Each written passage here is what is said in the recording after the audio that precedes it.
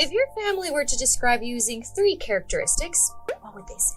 Maybe things like loud, kind, and passionate about paella. Same applies to your brand's identity.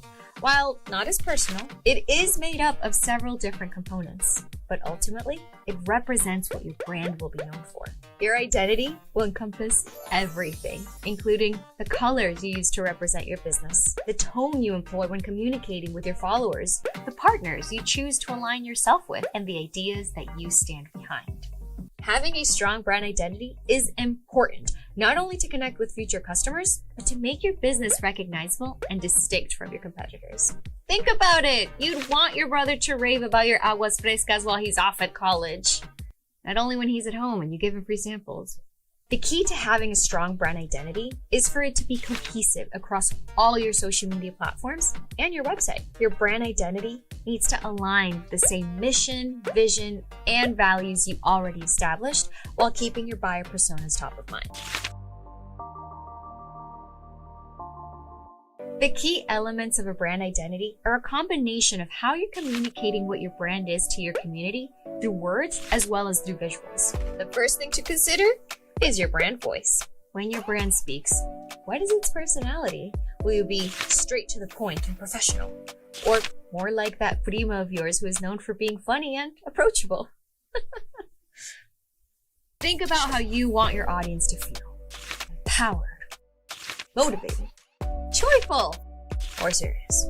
This tone will help you craft all of the messaging that your brand puts out into the world, including what lives on your website, newsletters, and any other way you communicate with your community. Your tone can help you define certain words or phrases you'll use, or won't use, to market how to describe your brand in pitches and more.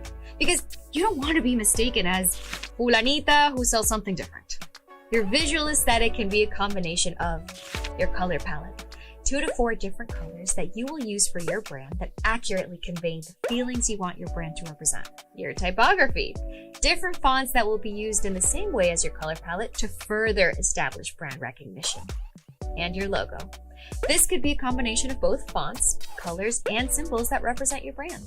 Imagine you are the designer of a lifestyle brand that sells Spanglish apparel. You could probably assume your buyer personas are second-generation millennial or Gen Z Latinas who are proud of their culture. In doing research about how to connect with this group of Latinas, you learn that they like keeping up with cultural trends on social media and use Spanglish to stand out. You discover that they are visually attracted to bright colors that represent their heritage and resonate with bold fonts. Developing your brand's identity is an ongoing process, but the more you can hone in on the foundation of the brand, the easier it will be to create a cohesive identity that will open you up to more opportunities for growth. Your brand identity is going to be what attracts your customers, your community. Your brand voice and aesthetics will be something that is easily recognizable and can help you stand out. Here are some things to think about. What kind of tone do you think will resonate the most with your buyer personas?